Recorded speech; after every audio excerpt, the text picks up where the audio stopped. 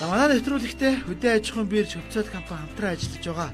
За хөдөө аж ахуйн бирж төрийн эмчит компани за малчтаас гарч байгаа малын гаралтай төвхөйдийг за ямар нэгэн ченжийн гар дамжуулахгүй зах зээлийн өндөр өртгөөр шууд үйлдвэрлэгчид нийлүүлэхийг зорддог төрийн байгууллага юм аа.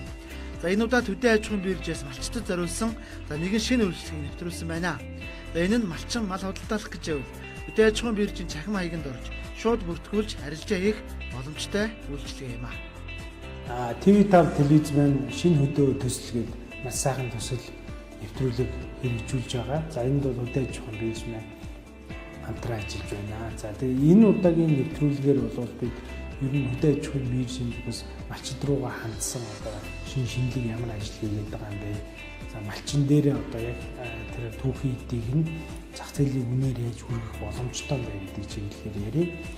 Бирж маань шинэ одоо веб цахим хуудсыг бол нэвтрүүлсэн байгаа. Энэ маань бол нөгөө биржийн арилжааны системээс илүүтэйгээр энэ цахим вебсайт руу малчид маань хандаад мэдээлэл авах боломжийг нь бол нээж өгч байгаа. Дээрээс нь арилжааныхаа захиалгыг бол шивэх боломж нь бол бас нээж байгаа. Энэ юу гэсэн үг вэ гэхээр зэрэг одоо имэйлт дээр за хаач үдээ Улаанбаатар хотод махны үн ийм ханштай байна. За тэгвэл хөдөө аж ахуйн бирж дээр одоо ямар үнээр үйлдвэрүүд байна худалдаж авъя гэж байгаа юм гэдэг тэр мэдээлэл манай цахим хуудсан дээр бол орчин.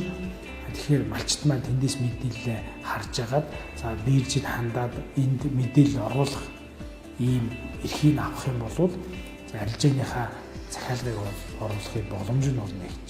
Жишээлбэл нэг сумын малчин байлаа гэхэд би одоо 500 хонь 100 хоньны одоо нэг бүрийг 80,000 гарч гэдэг юм уу 100,000 гараад зарах сонирхолтой байна гэж мэдээлэл оруулах юм бол нөгөө талд нь дотоодын одоо махын бэсч байд юм уу гадагшаа экспорт нь гаргаж байгаа үйлдвэрүүд байд юм уу энэ үйлдвэрүүд маань худалдаа авах захиалга бас өгнө. За тэгээ энэ захиалгууд биелэх юм бол бид нар арилжааныхаа бараа хангамж дээр оруулаад энэ арилжааг нь зохион байгуулж өгөх ийм дэвшилт бол гарч байгаамаа.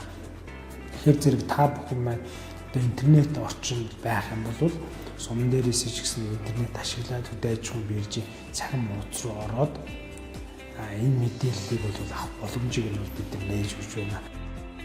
За хөдөө аж ахуйн бирж компани төрийн байгууллага учраас мэдээж ашигын бус. За тиймээс таны малыг дуудлага худалдаанд оруулсан тохиолдолд за малчин танаас ямар нэгэн төлбөр авдаггүй гэдгийг энд онцолъё.